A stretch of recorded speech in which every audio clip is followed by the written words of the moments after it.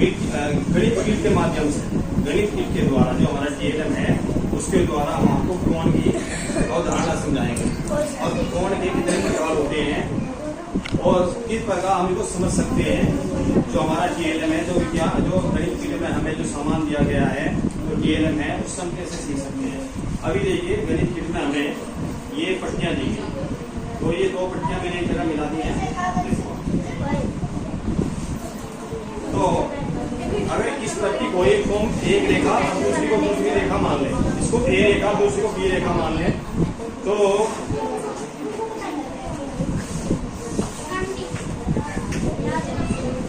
यदि कोई रेखा अपने एक सिरे को स्थिर रखते हैं, ये सिरा हमारा स्थिर है, स्थिर रखती है और फिर घूमती हुई अपनी स्थिति में जैसे परिवर्तन करती है, तो रेखा का जो परिक्रमण है, इसकी जो माप है, ये जो मापते हैं हम यहाँ से कितना घूमा, इसको हम कोण कहते हैं।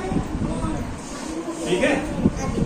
अब ये दो पट्टियां हमने अंदाजे से हाथ में लिए हैं, लेकिन इसको सही तरीके से, एक्यूरेट तरीके से हम जो नाप के देखते हैं, तो हमारे गणित किट में हमें इस तरीके से पूर्ण चांदा दिया गया है। अभी तक आपने आधा चांदा देखा होगा, ये ना कितना था उसे आपने देखा होगा कितना था, ये पूर्ण चांदा है। तो इसको 360 अंश बने हुए हैं। तो ये जो दो पट्टियां हैं, इन दो पट्टियों को मैंने एक जगह मिला करके, और जो फ्लाई स्क्रू है, ये वाला फ्लाई स्क्रू है, इससे मैंने इसको जोड़ दिया एक चांदा, और ये देखिए आप, इसकी मैंने लाइन से लाइन मिला दी। ये तो जीरो का इस वक्त जीरो कंडीशन में है, तो जीरो कोण है, शून्य कोण है हमारा। और जब ये पूरा घूम के अपनी उसी वहीं पे पूरा घूम के यहाँ आ जाएगा, तो ये कंप्लीट हो जाएगा, संपूर्ण कोण हो जाएगा। आधा होता है सीधी रेखा जो बन जाती है, इसको मृत्यु कोण बोलते हैं, 180 अंश का कोण। जैसे आप यहाँ देख सकते हैं, ये रहा, ये जीरो, ये शून्य कोण है हमारा, जो जीरो स्थिति में है। फिर ये हमारा संपूर्ण कोण है, जो पूरा घूम गया 360 डिग्री। उसके बाद में हमारा ये रिजु कोण है, जो मैं आपको दिखा रहा हूँ। ये हमारा जो लाइन से लाइन मिला के देखा हमने, ये 360 का आधा है, 180 डिग्री, इसको रिजु कोण बोलते हैं। अब आ जाइए, इसका भी अब हम और आधा करते हैं। 180 का भी अगर हम आधा कर लें तो कितना होता है, 90। यानी कि 360 में 4 कोण होते हैं जो बराबर होते हैं, बराबर को समकोण बोलते हैं। और समकोण हमारा कितने डिग्री का हो गया, 90 डिग्री का। 90 अंश का कोण समकोण होता है, समझ गए, ये समकोण कोण है। अब ये देखिए, समकोण और 90 से कम है, ये समकोण से कम है, तो ऐसे कोण को हम न्यून कोण कहते हैं, न्यून कोण कहते हैं। अब इसके बाद देखिए आप, अब दोबारा देखिए, सब देख रहे हैं ना, सबका ध्यान एक तरफ है। अभी तक हमने जीरो देखा, संपूर्ण कोण देखा, फिर रिजु कोण देखा, समकोण देख लिया। अब सब जीरो से ज्यादा, समकोण से कम, यानी कि 90 से कम के कोण को हम, इस स्थिति का जो कोण होता है उसको हम न्यून कोण कहते हैं। अब ये हमारा 90 था समकोण, यहाँ अब ये हमारा समकोण है। हमने देखा कि जीरो से ज्यादा, समकोण से यानी कि 90 से कम के डिग्री को, अंश के कोण को हम न्यून कोण कहते हैं। इसकी स्थिति ऐसी होती है, या ऐसी होती है, या ऐसी होती है, या ऐसी होती है, यानी कि 90 से कम की स्थिति होती है। और 90 पे आने पे समकोण हो गया। अब एक और कंडीशन देखिए, अब हम अधिक कोण के बारे में देखेंगे। 90 से ज्यादा होते ही, 90 से ज्यादा होते ही, और 180, ये हमारा 180 था, इससे कम, और 90 से ज्यादा, यहाँ पे 90 था हमारा, इससे ज्यादा, और 180 से कम, इस कंडीशन में, इस स्थिति वाले कोण को हम अधिक कोण कहते हैं। तो मैं समझता हूँ आपको कोण की अवधारणा और इसके प्रकार का विधि और पूर्ण चांदे के माध्यम से आपको अच्छे तरीके से समझ में आ गया होगा।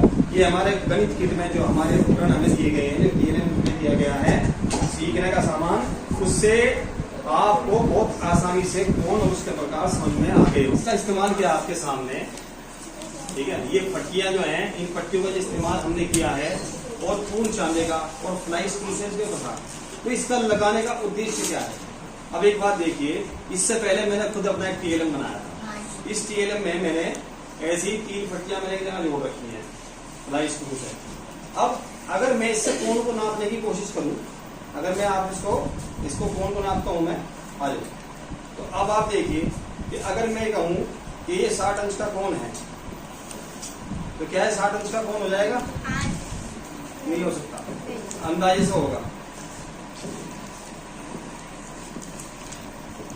और अगर मैं कहूं कि ये 90 अंश का कोण है, तो क्या ये पूरा 90 अंश का कोण होगा?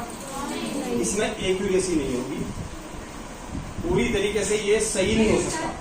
लेकिन इसका फायदा हमें ये हुआ, इसका लगाने का फायदा ये हुआ, इसमें पूरी एक्यूरेसी होगी। इस एक्यूरेसी से हमें पता चलेगा भाई ये हमारा कितने अंश का कोण है, क्योंकि इस पे हमारा चांदा लगा हुआ है, इस पे हमारे अंश बने हुए हैं, डिग्री बनी हुई है।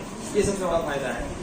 अगर आपकी समझ में आ गया हो तो कोई भी बच्चा आकर के अब हमें ये समझाओ कि आपकी समझ में क्या आया, कितने प्रकार के कोण होते हैं और कैसे आप इसको करके दिखाएंगे। कोई बच्चा आ जाओ। बहुत अच्छे। अभी हमारे सामने कक्षा के होनहार छात्र नौमान आपको बताएंगे इन पट्टियों और कोण चांदे की सहायता से ये कोण कितने प्रकार के होते हैं और कैसे हम इसको देखते हैं, जांचते हैं। ये 2 पट्टी है, हम आपको इनकी सहायता से कोण सिखाएंगे। कौन सा प्रकार के होते हैं?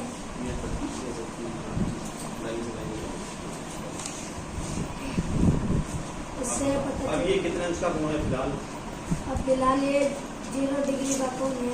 अगर हम इसको यहाँ लाते हैं तो ये 90 अंश का कोण है, और 90 अंश के कोण के बीच में और 0 डिग्री के कोण के बीच में वेन्यूल कोण होता है, और 90 डिग्री के कोण को समकोण कहते हैं, और 90 से अधिक और 180 डिग्री से कम के कोण को अधिक कोण कहते हैं। ये 90 डिग्री और 180 डिग्री के बीच में होता है, और ये 180 डिग्री के कोण सीधी रेखा हो जाती है, तो 180 डिग्री का कोण हो जाता है। इसको सरल कोण कहते हैं, विधि कोण कहते हैं।